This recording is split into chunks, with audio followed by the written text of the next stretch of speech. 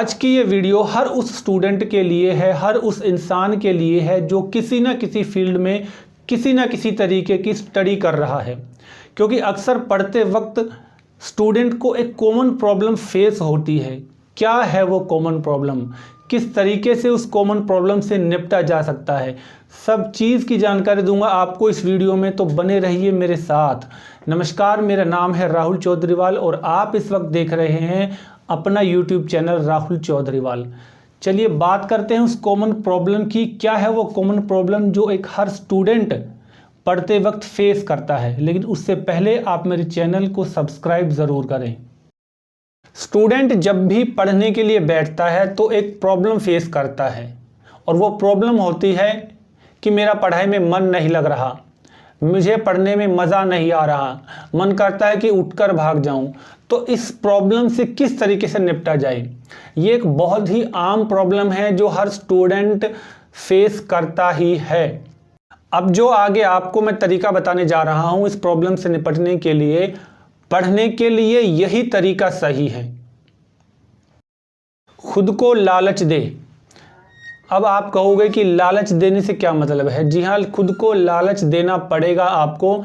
लालच देने से ये मतलब है कि जब आप पढ़ने के लिए बैठे और पढ़ते पढ़ते बोर हो जाए, आपका मन करे कि मैं पढ़ाई छोड़कर भाग जाऊं, अब पढ़ाई में मज़ा नहीं आ रहा, तो उस वक्त आप ये ट्रिक आजमा सकते हैं कि आप अपने आप को ये बोल सकते हैं कि आधा घंटा या 1 घंटा पढ़ने के बाद मैं मोबाइल पर गेम खेलूँगा।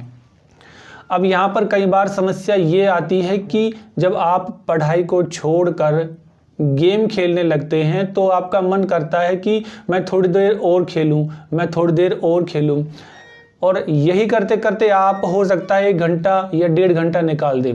लेकिन ये ट्रिक काम करती है। जब आप आधा घंटा या 1 घंटे के बाद पढ़ाई छोड़कर मोबाइल में गेम खेलने के बाद जब वापस पढ़ने के लिए बैठेंगे तो आप पहले से ज़्यादा एनर्जेटिक फील करेंगे और आपका मन भी पढ़ाई में पहले से ज़्यादा लगेगा।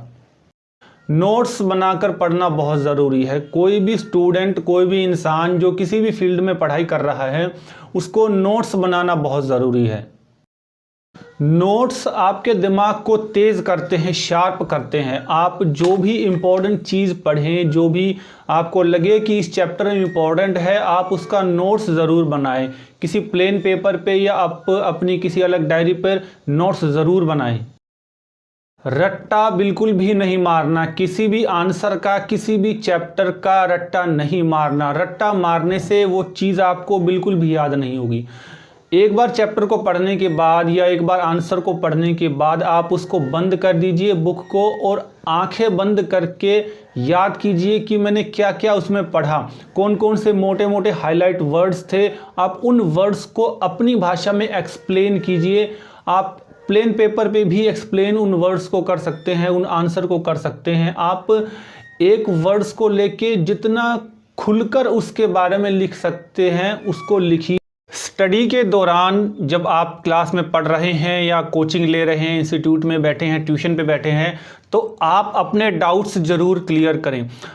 पिछले दिन आपने जो पढ़ा उसमें जो आपको कुछ डाउट्स लगे, आपने नोट किए, उनको अगले दिन क्लास में ज़रूर पूछे।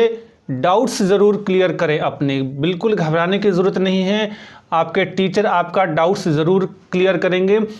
ऐसा ना हो कि जो डाउट आपको था और वही जो है एग्ज़ाम में आ जाए तो बाद में पछताना ना पड़े इसके लिए।